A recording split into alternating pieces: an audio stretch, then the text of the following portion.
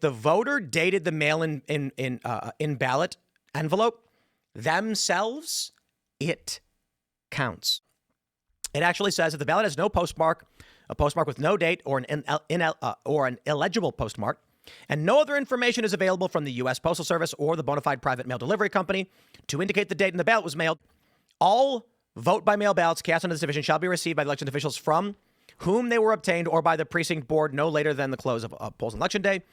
Notwithstanding subdivision A, any vote-by-mail ballot cast under this division shall be timely cast if it is received by the voter's election official via the United States Postal Service or bona fide private mail delivery company no later than 7 days after the election day, and either of the following is satisfied.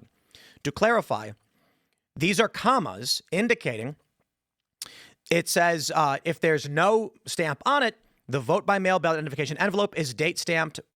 If the ballot has no postmark, no date, or is illegible, and no other information is available from the United States Postal Service or the mail delivery company to indicate the date, the vote-by-mail ballot identification envelope is date-stamped by the elections official upon receipt of the vote-by-mail ballot from the United States Postal Service and is signed, dated pursuant to Section 3011 before Election Day. It says the ballot is postmarked on or before Election Day or is time-stamped or date-stamped by a bona fide private mail delivery company, or it is otherwise indicated by the U.S. Postal Service or bona fide private mail delivery company that the ballot was mailed on or before Election Day. Again, the clarification that the envelope must indicate it was the voter has dated the ballot identification themselves or otherwise indicated under Section 3020. Okay, to try and wrap up the legalese, understanding the commas and clauses.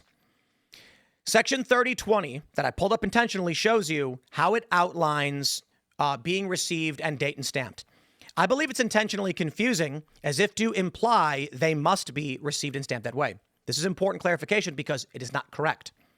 They say the voter has dated the vote-by-mail ballot identification envelope or the envelope otherwise indicates. The important point is right here. If the voter dated the mail-in ballot envelope themselves, it counts.